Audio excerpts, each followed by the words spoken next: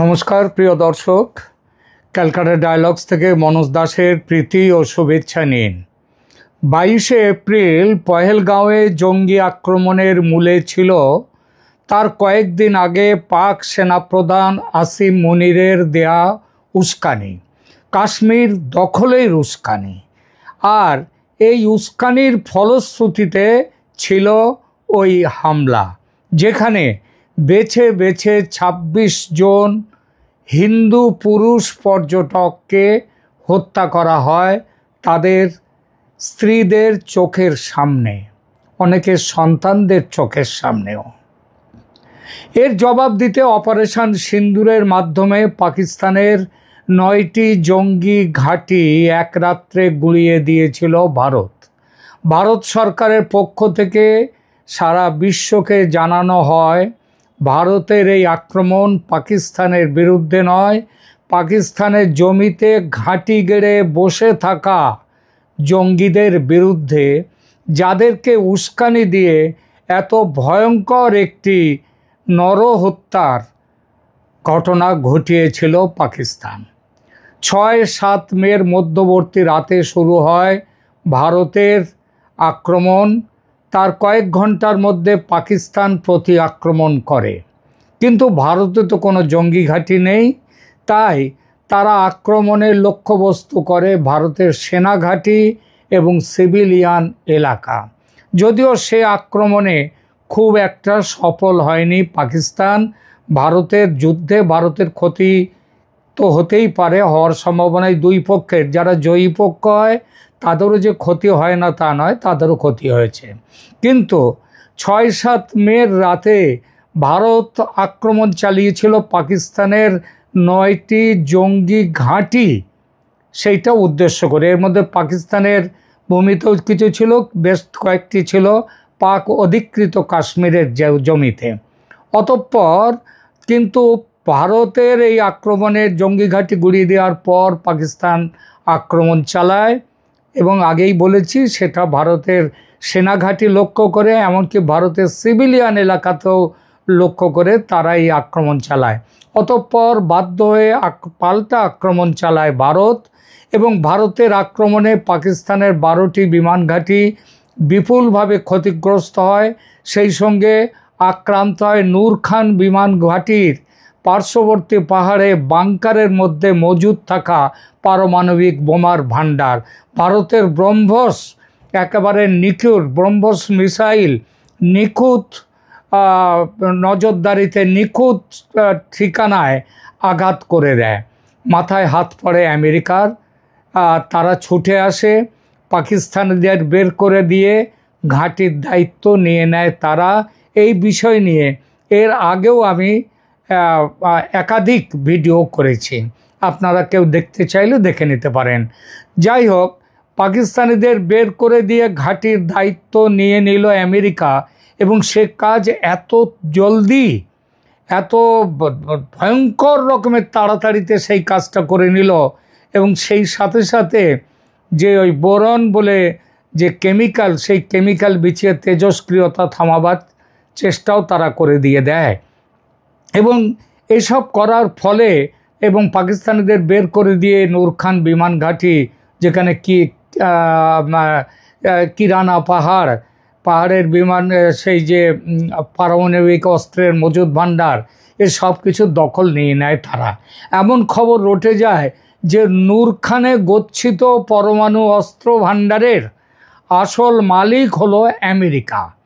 পাকিস্তানের নাম করে রাখা হয়েছিল ভারতের বিরুদ্ধে শক্তির ভারসাম্য রাখতে, যার জন্য অটল বিহারী বাজপেয়ী যেদিন ভারতের পারমাণবিক বোমা বিস্ফোরণ করলেন, তার 14 দিনের মাথায় পাকিস্তান হঠাৎই বলে দিল তারাও পারমাণবিক বোমা বিস্ফোরণ করলো।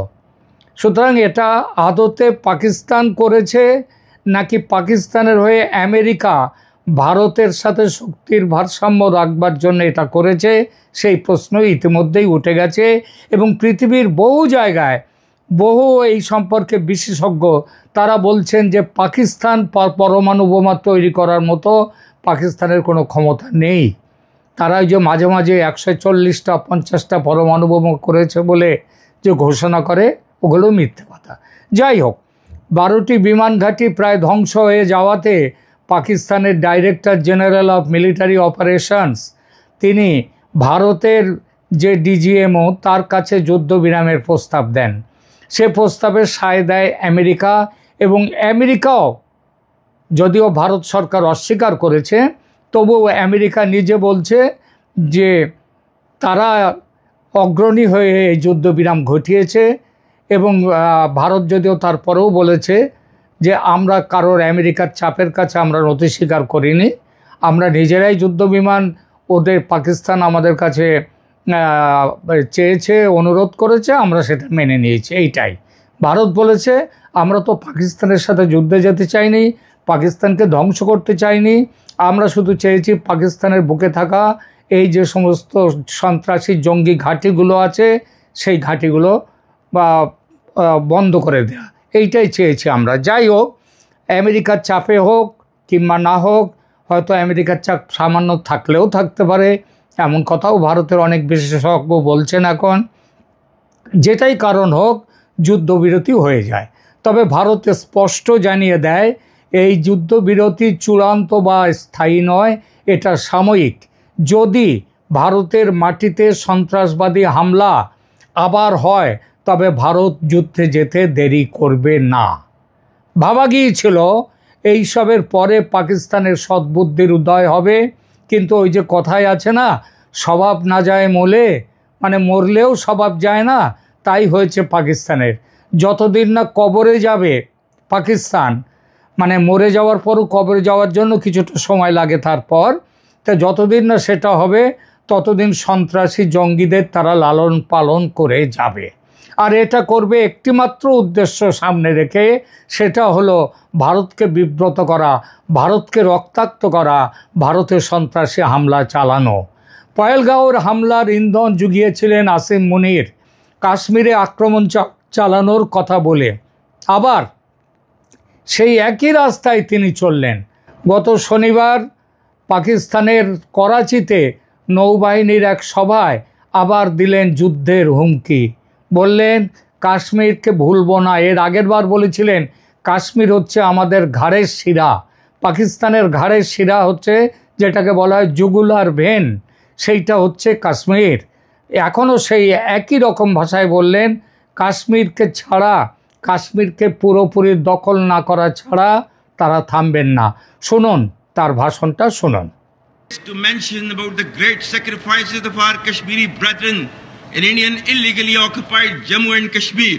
We stand firm with the Kashmiri people for their right of self-determination, for the resolution of the internationally recognized long-standing dispute in accordance with the United Nations Security Council resolutions and the aspirations of the people of Kashmir.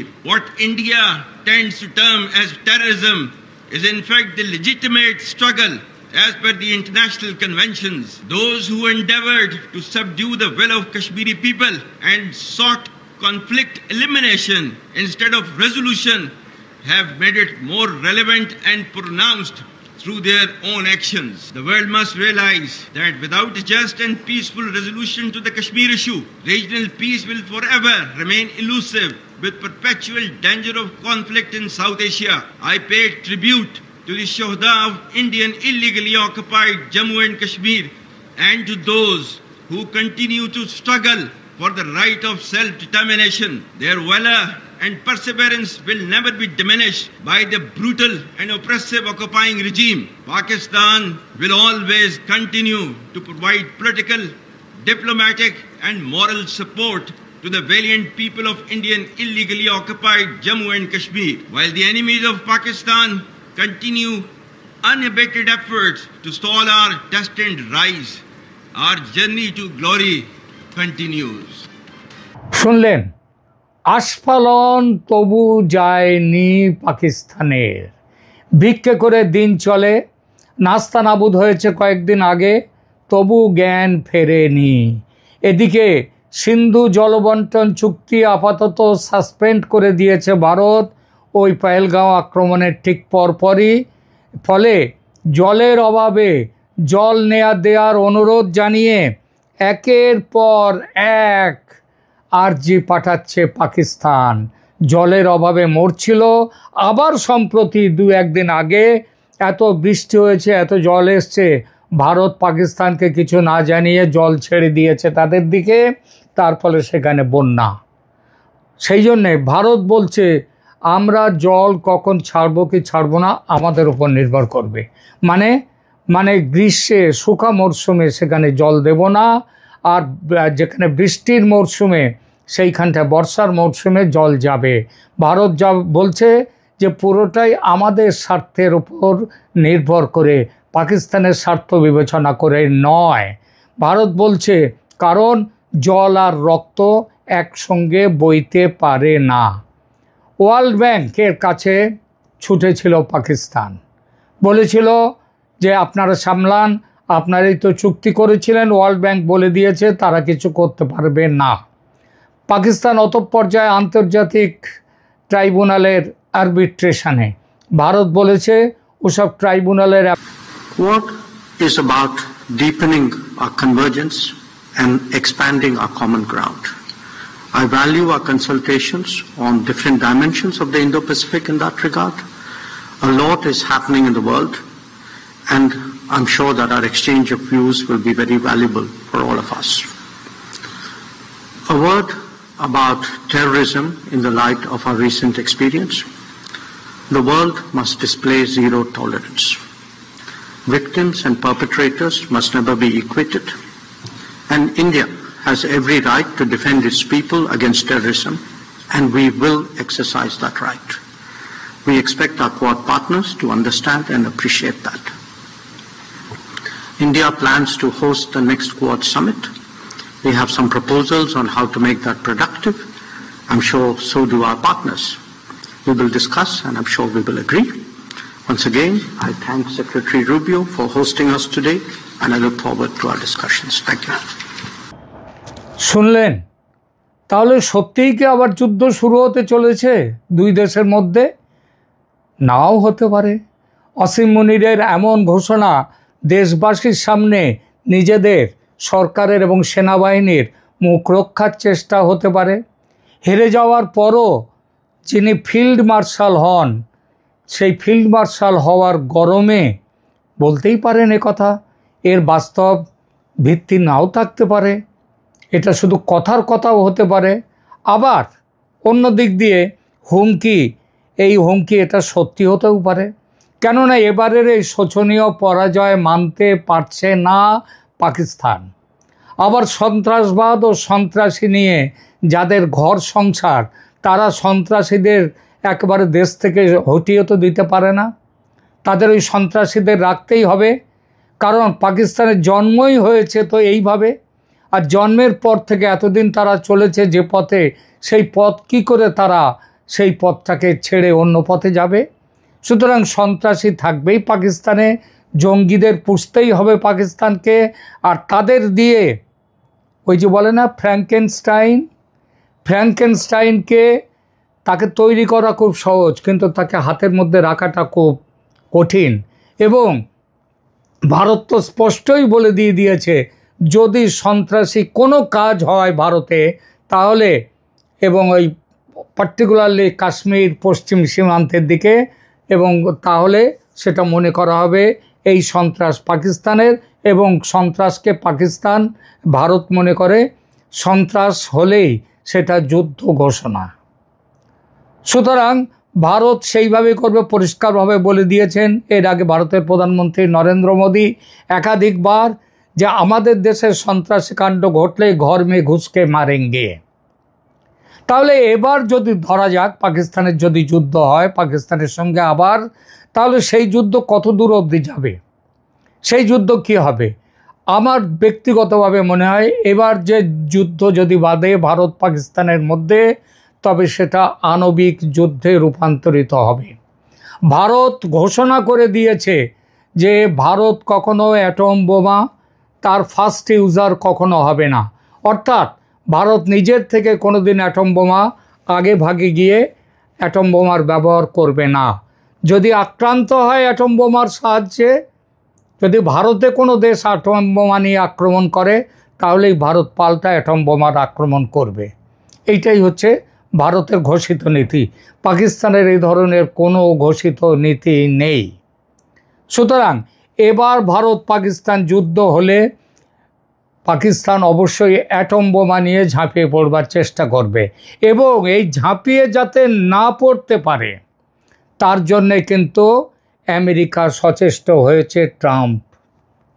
অনেকেই মনে করছেন এটা ট্রাম্পের যে সাথে সাথে পাকিস্তানে নূর খান বেসে কেন আমেরিকার বিমান চলে গেল, কেন বোরন ভর্তি ওই ইজিপ্টের বিমান চলে এলো, এসব আমেরিকা যে নিয়ে এসছে, এটার পেছনে একটাই কারণ যে আমেরিকা চেনে পাকিস্তানকে, যে চেনে এরা যে কোনো জায়গা অবধি যেতে পারে, এরা নিজেরা মরবে ভারতের আক্রমণে। ভারতে পাকিস্তান যদি পরমাণু আক্রমণ করে এবং যদি সফল হয় আক্রমণ করতে, তাতে ভারতের হয়তো কয়েকটা শহর কিছু জায়গা ধ্বংস হবে, পুরো ভারত ধ্বংস হবে না, কিন্তু ভারতের আক্রমণে পুরো পাকিস্তান ধ্বংস হয়ে যাবে। এই কথাটা বলেছিলেন অটল বিহারী বাজপেয়ী। কখন বলেছিলেন? কারগিলের যুদ্ধে যখন পাকিস্তান হারছে, তখন আমেরিকা থেকে তাকে বলা হয় পাকিস্তান পরমাণু বোমা নিয়ে আক্রমণ করতে পারে। অটল বিহারী বাজপেয়ী তার উত্তরে বলেছিলেন, আমাদের ওপরে আক্রমণ করলে ভারতের কয়েকটা শহর ধূলিসাৎ হয়ে যেতে পারে, কিন্তু পাকিস্তান বলে কোনো জায়গা থাকবে না মানচিত্রে। অটল বিহারী বাজপেয়ী বলেছিলেন। সুতরাং পাকিস্তানের হাতে যাতে পরমাণু বোমা না থাকে, তার জন্যে সেখান থেকে পরমাণু বোমা সরিয়ে আনার ব্যবস্থা করেছে আমেরিকা। ইতিমধ্যেই পাকিস্তান কিন্তু পরমাণু বোমা পাকিস্তানের আছে কি না, পুরোটাই আমেরিকা সরিয়ে নিয়ে এসছে কিনা সে সন্দেহ কিন্তু থেকে যায়, কিন্তু পুরোটা সরাতে পারবে না। কারণ ওই যে নূর খান এয়ার বেসে যেভাবে তাদের এন্ট্রি এবং এক্সিট, এই যে বোতাম, এগুলো যেভাবে ধ্বংস করে দিয়েছে ভারতের ব্রহ্মস, তাতে তার ভেতরে পরমাণু বোমা ওইভাবে আটকে পড়ে রয়েছে। এবং মাঝে মাঝে আজকাল যে পাকিস্তানে 4 থেকে 5 এই যে এতে যে হচ্ছে বিস্ফোরণ হচ্ছে, সেখানে যে ভূমিকম্প হচ্ছে, এটাও কিন্তু ওরই ফলে। সুতরাং সাবধানে, আগামী দিনে পাকিস্তান একেবারে চুপ করে গেছে, ভাবার কোনো কারণ নেই, যুদ্ধ হতে পারে এবং সেই যুদ্ধ করবে পাকিস্তানের জন্যই যুদ্ধ হবে। এবং তার জন্যে ভারত কিন্তু পরমাণু অস্ত্র নিয়ে নামবে না। পাকিস্তানের যদি পরমাণু অস্ত্র নিয়ে নামবে, যার খুব সম্ভাবনা আছে, যদি সেখানে কিছু থেকে থাকে, তাহলে তারা সেটা করতে পারে। সারা পৃথিবী পাকিস্তানের পরমাণু বোমা, আমেরিকা যেমন সন্ত্রস্ত, তারা পরমাণু বোমা অনেক সরিয়ে নিয়ে গেছে পাকিস্তান থেকে, কিন্তু ভবিষ্যতের কথা কিছু বলা যায় না। খুব শিগগির আর একটা যুদ্ধ ভারত পাকিস্তানের মধ্যেও হতে চলেছে। আপাতত এইখানেই রাখছি, ভালো থাকবেন, ধন্যবাদ।